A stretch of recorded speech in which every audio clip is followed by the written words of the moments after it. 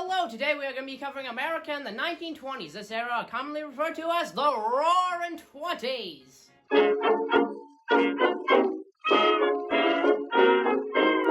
On November 11th, 1918, World War II came to an end. After this war, the U.S. collected many debts from other countries, making them richer, turning the nation into a consumer society. Essentially meaning that people had a lot more money to spend on leisure activities than they did before. This being in the heat of Prohibition, one of the most popular spots to go to was a speakeasy, an illegal bar which police authority didn't really care to do anything about. They kind of just let them happen. At these speakeasies, there were many forms of entertainment. You'd often see dancers there called flappers, who were women who wore a lot shorter dresses and had shorter hairstyles, which was a lot more uncommon previously. Many people now may look at them as being exploited, but really this was more of a way for the women to feel free. And with the 19th Amendment just recently being passed, women could now vote.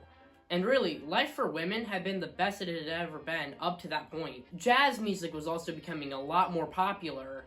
It was sort of an attempt to combine the blues and ragtime, getting popularized at places like the Cotton Club. And it was a way for Black Americans to express themselves publicly like they had never been able to before. Quick side note, jazz music is my favorite genre, so I'm very thankful for this period of time. I'll also quickly mention, even though these weren't in speakeasies, films were becoming a lot more popular. People like Charlie Chaplin were defining what Hollywood was. Now, as you may assume with Prohibition going on, crime was very high at this time. People making alcohol illegally, called moonshiners or bootleggers, were quite common at the time, Al Capone being the most famous. Listen, Al Capone made bank selling moonshine. It's estimated he had around $100 million. That's insane. Now, a lot of people did know that Al Capone was committing these crimes at the time, but either they had non-circumstantial evidence, or they just flat out didn't care. But eventually, they did find a way to put him into prison without proving that he was bootlegging. Tax evasion. Yep, that's right, they caught him on tax evasion, which I think is kind of hilarious because he was selling a bunch of illegal alcohol. He was literally murdering people at some points, but all they could prove that is he committed tax evasion. Moving on to the presidents of this time. Warren G. Harding, after being influenced by his wife to run for president, was elected in 1920. He promised a return to normalcy after the insaneness of World War I. Although he didn't really seem to care about being president, preferring to hang out with his buds and play poker and drink and yeah.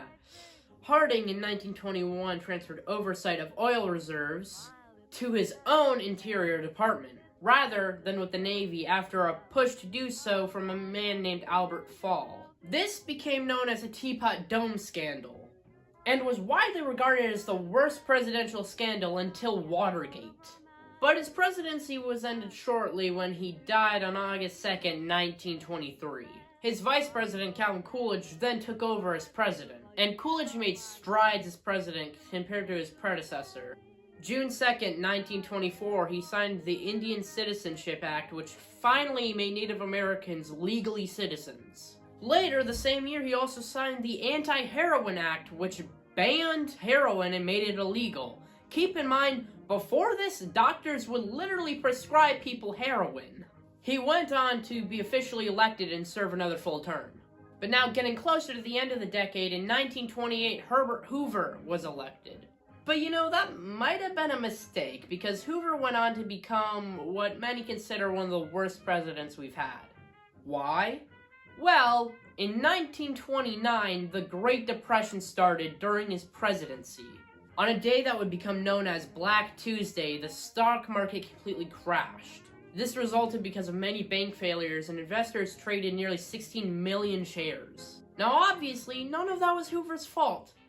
However, he didn't really do anything to try and fix it.